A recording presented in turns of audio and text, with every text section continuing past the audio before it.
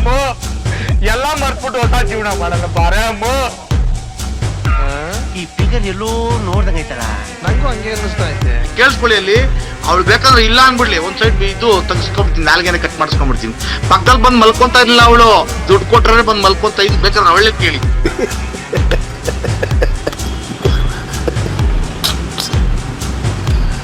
ನಿಮ್ಮವ್ರಗಳ ಕತೆ ಗೊತ್ತಿಲ್ವೇನ್ರಿ ನಿಮ್ಗೆ? ನಿಮ್ಗೆ ಇದೇ ದೊಡ್ಡದ್ರಿ ನಿಮ್ಗೆ.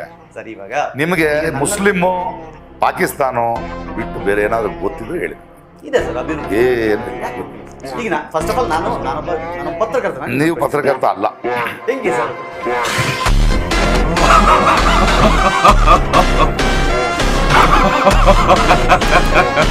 ಯಾವಾಗಲೂ ಈ ಥರ ಮಾಡಕ್ಕೆ ಹೋಗ್ಬೇಡಿ. ಇಷ್ಟೆಲ್ಲಾನು ಇನ್ನು ಹೀಗೆ ಕನ್ನಡನ ತುಂಬ ಎಂಡಿಗೆ ಮಾಡ್ತೀವಿ, ಅದೊಂದು ಬೇಜಾರಿರುತ್ತೆ ನಮ್ಮ ಮನಸ್ಸಲ್ಲಿ. ಕನ್ನಡ ಅಷ್ಟೊಂದು ಕೆಳದ್ಮಟ್ಟಕ್ಕೆ ಇಳಿದಿಲ್ಲ. ಕನ್ನಡ ತುಂಬ ದೊಡ್ಡ ಸ್ಥಾನದಲ್ಲಿದೆ.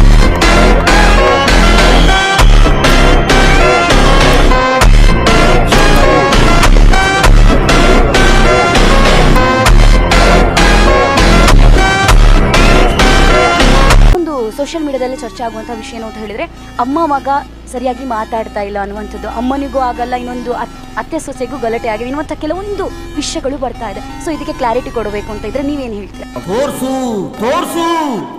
ನಿಮ್ಗೆ ಯಾರು ಹೇಳಿದ್ರು ಅವ್ರು ನೋಡ್ತೀವಿ. ನಿನಗೆ ಯಾರು ಹೇಳಿದ್ರು, ಯಾರು ಸೋಷಿಯಲ್ ಮೀಡಿಯಾದಲ್ಲಿ ಹಾಕಿದ್ದಾರೆ, ನೀನು ಹೋಗಿ ಅವ್ರನ್ನ ಕೇಳಬೇಕು. ನಾನು ನಿನಗೆ ಕ್ಲಾರಿಟಿನೂ ಕೊಡಲ್ಲ, ನಾನು ಎರಡೂ ಹೇಳಲ್ಲ. ನಿಂಗೆ ಯಾಕೆ ಕೇಳಬೇಕು? ಸೋಷಿಯಲ್ ಮೀಡಿಯಾದಲ್ಲಿ ನನ್ನ ಕೇಳಿ ಬಂದು ನಿನ್ನ ಕೇಳಿದ್ರೆ ನೀನು ಹೋಗಿ ಹೇಳು. ನಮ್ಮನೆ ವಿಷಯ ನಾನು ಕೊಡ್ತೀನಿ, ನೀನು ಹೇಳ್ತೀನಿ ಅದಕ್ಕೆ.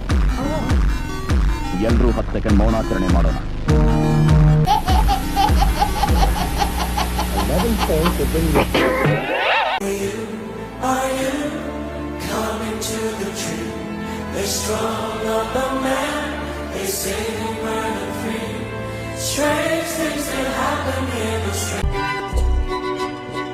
And I say, hello, Satan. I believe it is time to go.